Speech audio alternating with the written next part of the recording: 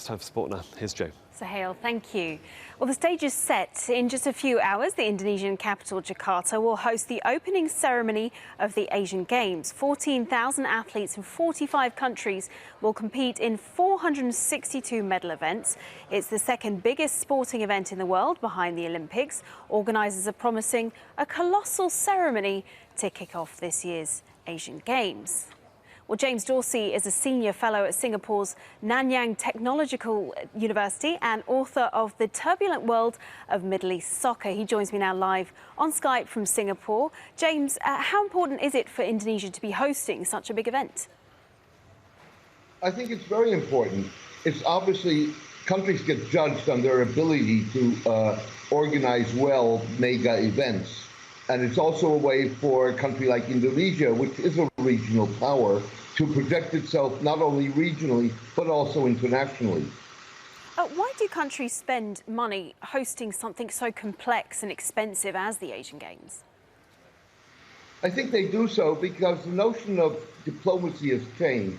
So it's no longer just men in coattails from foreign ministries having cocktails together. It's cultural diplomacy, it's public diplomacy. And countries, one of the ways that countries get ranked is how they perform both in the organization and the ability to hold mega events and how they perform in the individual sports disciplines. In terms of diplomacy, North and South Korea are fielding unified teams in Jakarta. Why are both countries putting so much emphasis on sporting ties?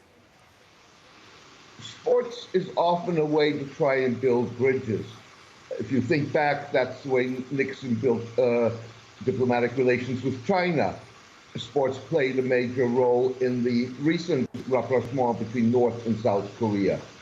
The problem with that is that sports in and of itself will not create an environment conducive to resolving a problem. But if there is an environment and a political will to do so, then sports is a tool. And sport can be quite divisive as well, I expect, because like in the example that comes to mind of China and Chinese Taipei, tell us about that, because that's not a very comfortable diplomatic situation there. I would argue that more often than not, sports is divisive. Go back to World War I, Christmas 1914. Britain and Germany have a ceasefire for 24 hours to play a game of football, and then for 4 years go on to kill millions of people. And the same repeated itself in 2007 with the Asian football competition when Iraq won. And again, 24 hours, Iraqis of all ethnic and religious stripes were on the streets celebrating together, and a day later they were killing each other. It only really works if behind it is a political will and an environment that is trying to resolve a problem. All right, so that's the side of diplomacy, but also you mentioned earlier cultural heritage and preserving that. The Asian Games features events you'd see at the Olympics, but also some that you wouldn't, that are unique to Asia. What do you make of that mix?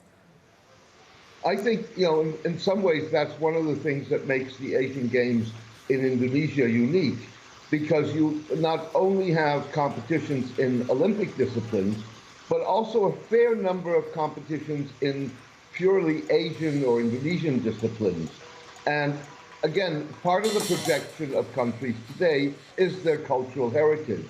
It's both in terms of projecting themselves as long-standing powers of national identity, but it's also a way of projecting themselves and differentiating themselves from others. All right, James Dorsey, Senior Fellow at Singapore's Nanyang Technological University, thank you. Pleasure. So as we mentioned there, the Asian Games features some unique